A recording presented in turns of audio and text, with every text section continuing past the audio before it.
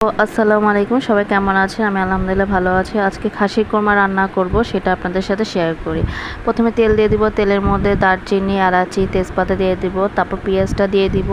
পেঁয়াজটা দিয়ে পেঁয়াজ লাল লাল হয়ে আসলে তারপর পেঁয়াজটা লাল লাল হয়ে আসলে এখানে আমি মরিচ, লবণ, ধনিয়া গুঁড়া আর গরম মশলা, তারপর হচ্ছে আদা রসুন দিয়ে দিব। তারপর ভালো মতো নাড়াচাড়া দিয়ে মশলাটা আমি কষায় নিব। মশলাটা যত কষাবো তত আর কি মজা হবে। তারপর এখানে খাসির মাংসটা ধুয়ে রাখছি, আর এখানে মশলা কষানো হয়ে গেছে। মশলার মধ্যে আমি খাসির মাংসটা দিয়ে নিই। খাসির মাংসটা ভালো মতো কষায় নিতে হবে।